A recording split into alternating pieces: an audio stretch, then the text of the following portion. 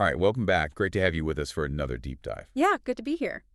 Today we're tackling something you shared, a really interesting topic. Mm-hmm. It's about acupuncture and, its potential role in fertility treatments, specifically IVF. Exactly. In vitro fertilization, the big area. And we're looking at this through the lens of, well, some specific research. Right, a source you sent over. It's a systematic review and meta-analysis. Published back in 2008 in the BMJ, a pretty respected journal. Yes, by Eric Mannheimer and his colleagues. So this wasn't just like one single experiment. They were pulling together findings from lots of studies, right? That's the idea of a meta-analysis, yeah. They wanted to combine the data that was out there already. And their goal, their mission with this paper was what exactly? It was pretty clearly stated. They wanted to see if using acupuncture right around the time of the embryo transfer in IVF, Okay. if that could actually improve the chances, the key things. Clinical pregnancy, ongoing pregnancy, and ultimately a live birth. Got it. So our mission today is really to unpack this specific 2008 paper. Yeah. What did it suggest back then, based on the evidence they gathered? Because, for anyone looking into fertility options or even just curious about how complementary medicine fits in, this seemed like it might have some surprising findings at the time. It certainly presented some potentially impactful data based on what was available up to 2008.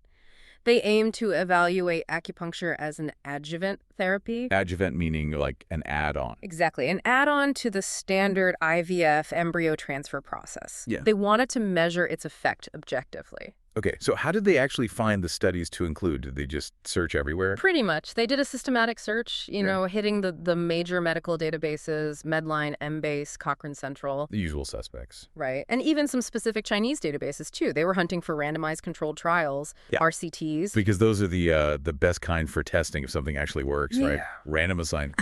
Yeah, the gold standard. You randomly assign people to get the treatment or a control. It helps reduce bias. Makes sense.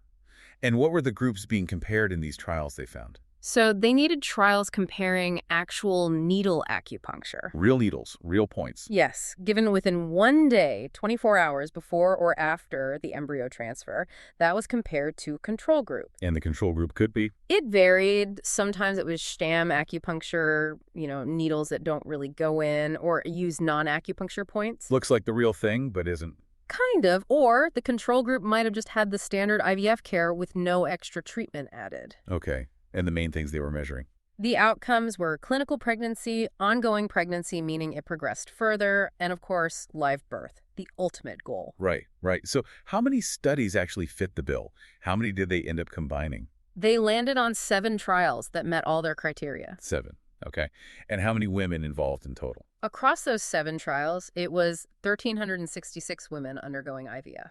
Wow. Okay. Over 1,300. That's a decent number to pull together, especially for 2008. It gave them a fairly robust data set for the time, yeah.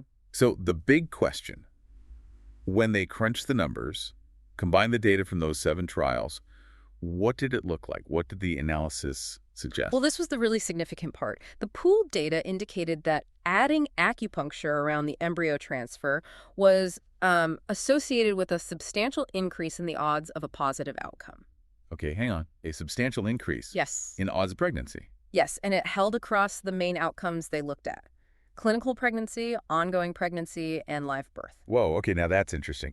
Can you give us a feel for how big an increase they reported? Like, what were the numbers? Sure, they used odds ratios. So an odds ratio over 1 means higher odds in the acupuncture group. Right. For clinical pregnancy, the odds ratio was 1.65. For ongoing pregnancy, 1.87. And for live birth, it was 1.91. So wait, 1.65 to 1.91. That means the odds were like, what, 65% to over 90% higher with acupuncture based on these studies? Roughly, yes. Compared to the control groups in this specific set of 2008 studies, it suggested a pretty marked difference. That does sound significant. They also mentioned something called the NNT, right? Number needed to treat. How does that help understand this? Yeah, the NNT is super helpful, makes it more practical. It basically tells you how many patients you'd need to give the treatment to acupuncture.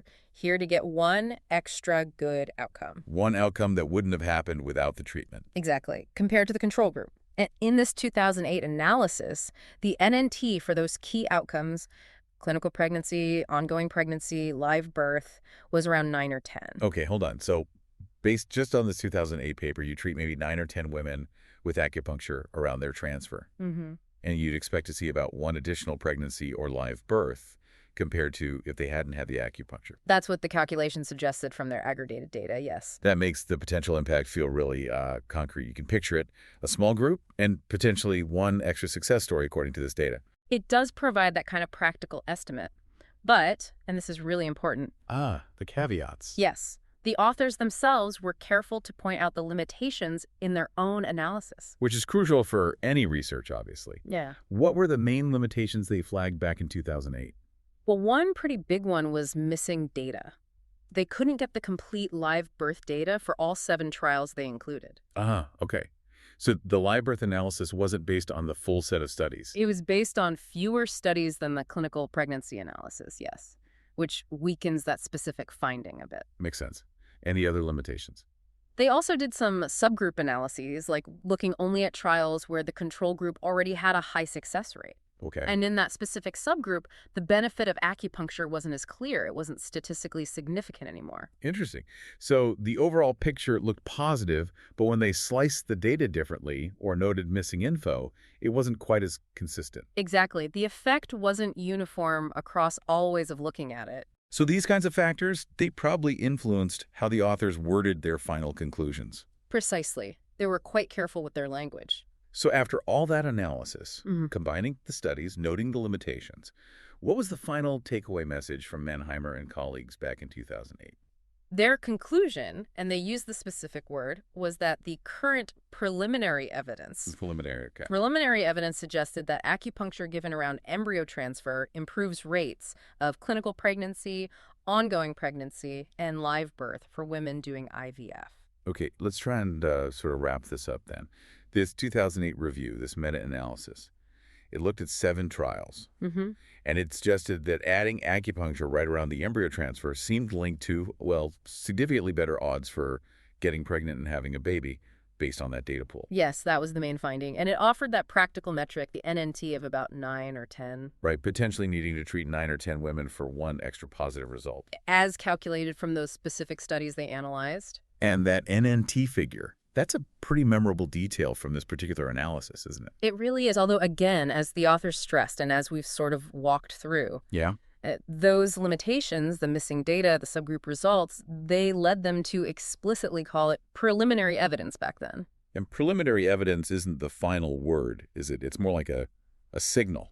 Exactly. It's often a prompt for more research, a sign that something interesting might be going on, but it needs more investigation. So for you listening, thinking about this, Mm-hmm. this kind of research shows more than just acupuncture and IVF, right?